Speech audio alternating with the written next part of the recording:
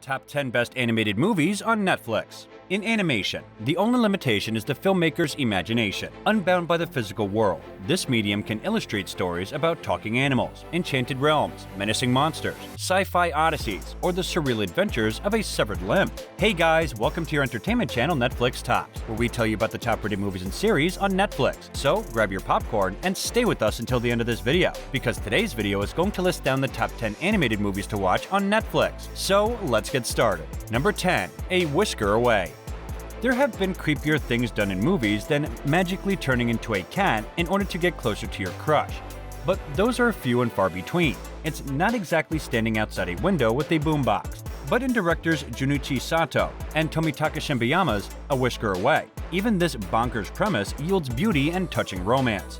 Mari Okada's script deftly leaps the anime through some emotional loops, running it through crinkly toy tunnels, ultimately landing its silly premise, replete with a trope of angsty, depressed middle schoolers, in emotional honesty. A dash of otherworldly magic from the canon of Miyazaki mixes well with some honest dives into the mental health issues of its characters. While the characters are a little annoying when you meet them, they are middle schoolers after all. The truth behind the writing manages to shine through, all the while impressing us with a realistic animal animation and stunning depictions of a smaller town Tokoname life. Number 9. ARLO, the Alligator Boy. For a road trip adventure proudly packed with every color in the rainbow, check out this Netflix original about the eponymous Alligator Boy. Raised in the bayous of the American South, Arlo, Markle J. Woodward, has never fit in with the humans or the critters. So, with a song in his heart and a gift for making friends, he sets forth to find his fortune and his long-lost father in New York City. Number 8. The WILLOUGHBYS. Netflix's oddball Lewis Lowry's adaptation from director Chris Pern and co-directors Corey Evans and Rob Ludmeyer. The WILLOUGHBYS delights in subverting expectation for your traditional family-based animated movie. A plot based around children looking to orphan themselves by sending their terrible, abusive, overly lovey-dovey to each other parents on a series of increasingly dangerous vacations. For those looking for something a little different, or those with kids a little darker and weirder than those obsessed with cleaned and pressed fairy tale fare, it's hard to go wrong with the funny and often beautiful WILLOUGHBYS. Smart writing with sharp jokes and intriguingly silly characters give the rounded, yarny designs plenty of energy and unending entertainment value, even as the film meanders through detour after detour. A jazzy score from Mark Mothersbaugh pushes further past, though all that sugar rush energy would be wasted without its fun, original messaging and story beats. With a few heartwarmers woven in, the film maintains its a series of unfortunate events-esque meanness, with a deadpan straight face all the way to its tonal apt ending. Number 7. Modest Heroes.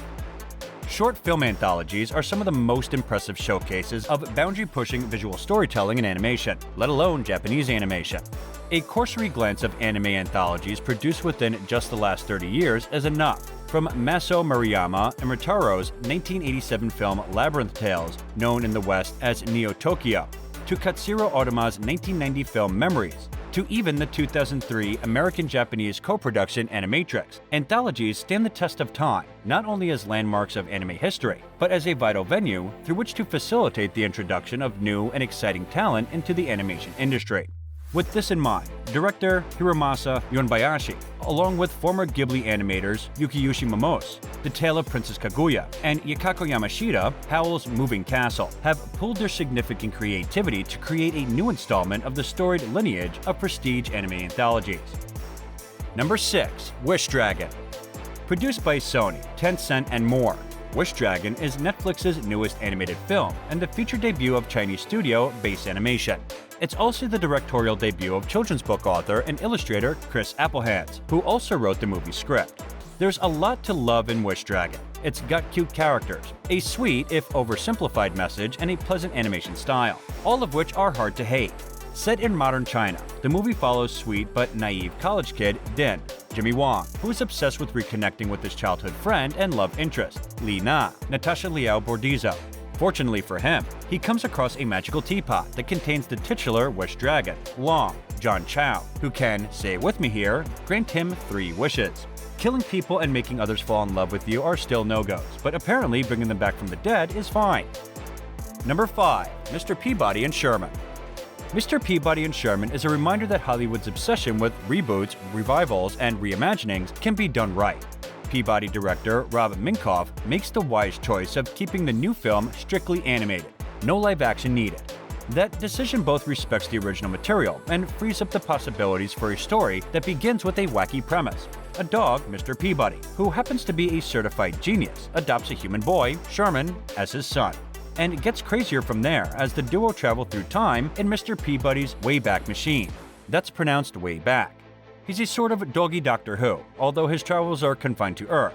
The original Peabody shorts are known for their smart, pun-driven humor and amusing riffs on history and culture, all of which is retained here.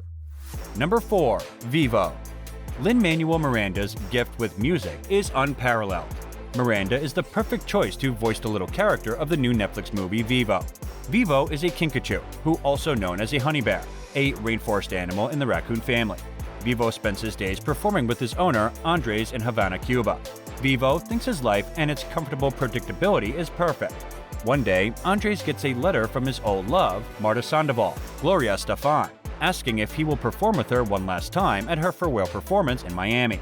Andres finds the love song he wrote for her years ago and decides he must get the song to her. Alas, a tragedy prevents Andres from making this journey, and Vivo decides he must leave the security of the world he knows to get this song to Marta. Vivo serves as a vibrant love letter to Cuba, Florida, and the people who inhabit them. The more diversity shown in movies aimed at children, the better. Number 3. Violet Evergarden. The key to Violet Evergarden is that it's about the future. Violet, a former child soldier who survived a war and lost both her arms, has to face that future, and she can't help but look backward.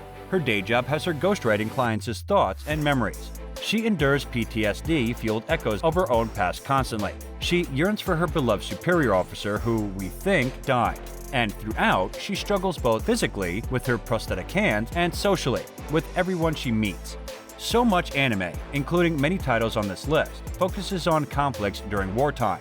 It's rare to see one go all in on the conflicts that come with peace. Number 2. Over the Moon. Over the Moon was Netflix's first bold step into the realm of producing animated films to rival those of Disney. Directed by former Disney animator Glenn Keane, the film seems to have all the pieces of another animation classic. The film follows a 14-year-old Chinese girl named Fei Fei, Kathy Ang, living with her now single father 4 years after the passing of her mother. Still grieving her loss, Fei Fei clings to her mother's traditional stories of the goddess Chang'e, Felipe Su, living on the moon, awaiting her departed lover, and believes that if she can prove to her father that Chang'e exists, he will follow her example and stop trying to start a new family.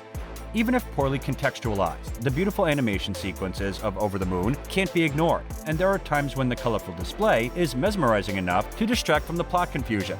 There's a good chance that very young kids will love the movie for its bright colors and cute animals alone, and its songs are catchy enough to not likely drive their parents up the wall upon the millionth time being played. Number 1. I Lost My Body. Seeking something more mature? Then check out Jeremy Kaplan's animated French drama about a disembodied hand searching for the body who lost it.